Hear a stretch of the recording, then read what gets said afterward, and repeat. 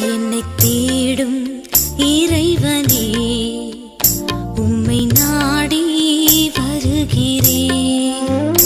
என்னை தேடும் இறைவனே, உம்மை நாடி வருகிறேன்.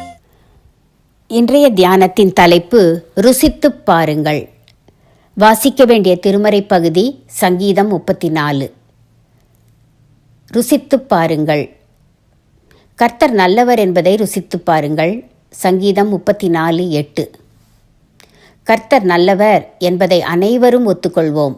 ஆனால் தாவீது மன்னன் அந்த சத்தியத்தை ருசித்துப் பாருங்கள் என்றார்.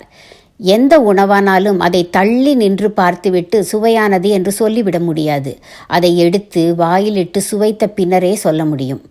கர்த்தர் நல்லவர் என்பதையும் நம் வாழ்க்கையில் அனுபவித்து பார்த்தால்தான் நாம் உளப்பூர்வமாக ஒத்துக்கொள்ள முடியும்.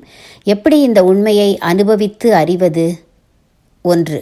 கர்த்தரை அணுகி முழுமையாய் நம் வாழ்வில் அவரை ஏற்றுக்கொண்டு அவர் தம் கட்டளைகளுக்கு கீழ்ப்படிந்து நடக்க வேண்டும். அப்படி அவரை ஏற்றுக்கொள்கையில் நம் உள்ளங்களில் விசுவாசமும் மகிழ்ச்சியும் ஆவியின் கனிகளும் முளைவிடத் தொடங்கும்.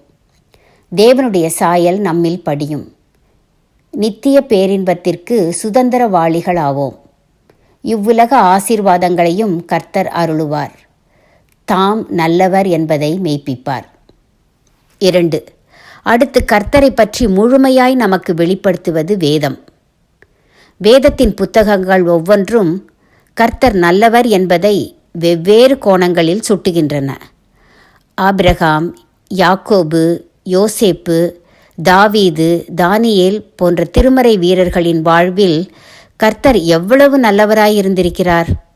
ஆபத்து காலங்களில் ஆண்டவர் எப்படி அனுகூலமான துணையாக இருந்திருக்கிறார். நறுங்குண்ட இருதயங்களை எப்படி தேற்றியிருக்கிறார்.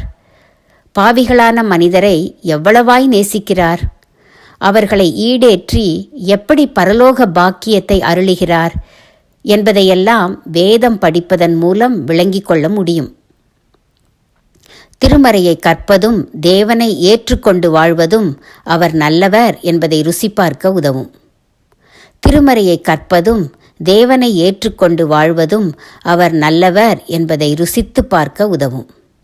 தீர்மானம்: என் வாழ்வின் நிகழ்வுகளில் கர்த்தர் நல்லவராயிருந்து அருளிய நன்மைகளை எண்ணி நன்றி செலுத்துவேன்.